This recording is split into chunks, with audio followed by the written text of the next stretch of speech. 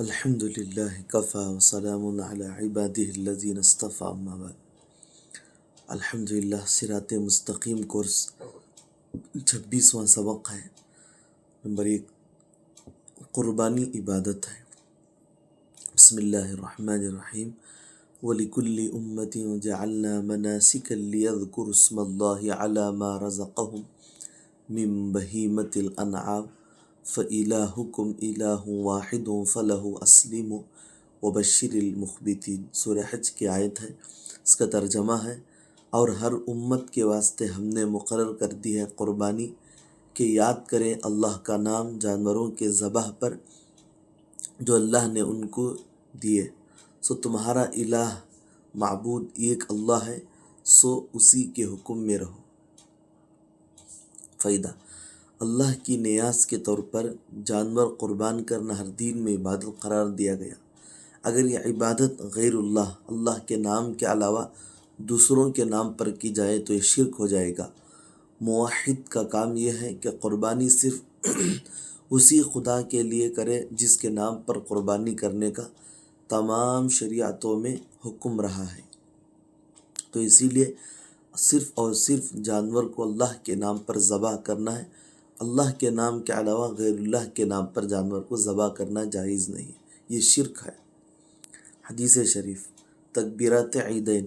عن ابی موسیٰ الاشعری رضی اللہ تعالی عنہ قال کان رسول اللہ صلی اللہ علیہ وسلم یکبر اربعا فی الاضحی والفطر تکبیرۃ علی الجنائز۔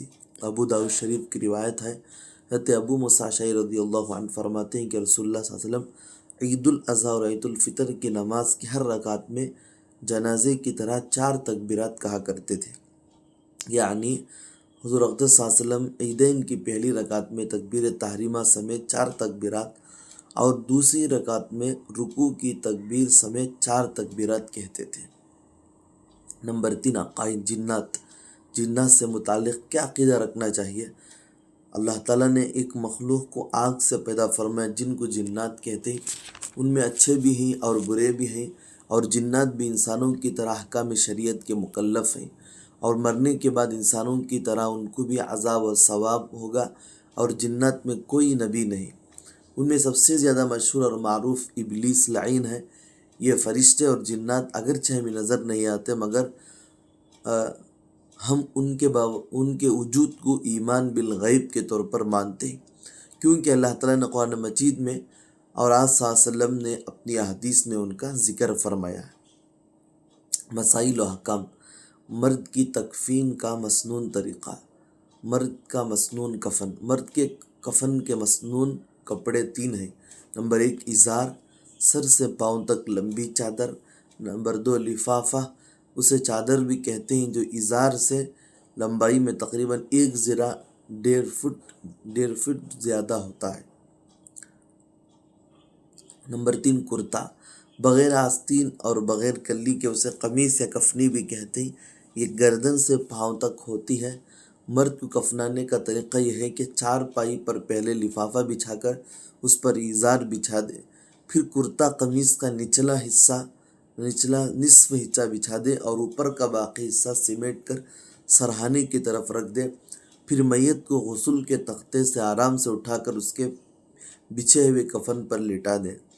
قمیص کا جو نصف یعنی آدھا حصہ سرہانے کی طرف رکھا تھا اس کو سر کی طرف الٹ دے کہ قمیص کا سوراخ گریبان گلے میں آ جائے، اور پیروں کی طرف بڑھا دے۔ جب اس طرح قمیص پہنا چکے تو غسل کے بعد جو تہبند میت کے بدن پر ڈالا گیا تھا وہ نکال لے، اس کے سر داڑھی پر عطر وغیرہ کی کوئی خوشبو لگا دے۔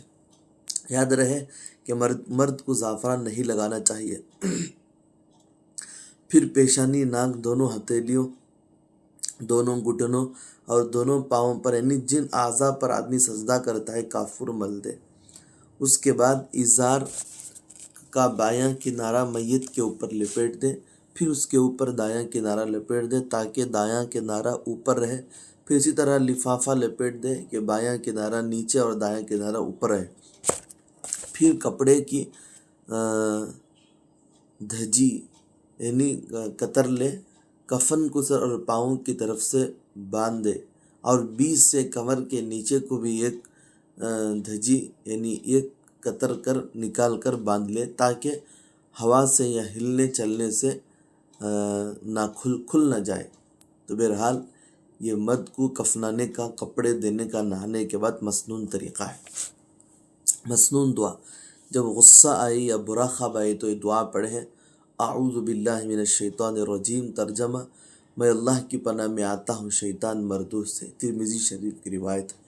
اب اس اللہ تعالیٰ سے دعا ہے کہ اللہ تعالیٰ ہم تمام کو جو باتیں بھی پڑھی گئی اللہ سننے کی، سمجھنے کی اور عمل کرنے کی اور دوسروں کو پہنچانے کی اللہ توفیق عطا فرمائے۔ آمین۔ وآخر دعوانا الحمدللہ رب العالمین۔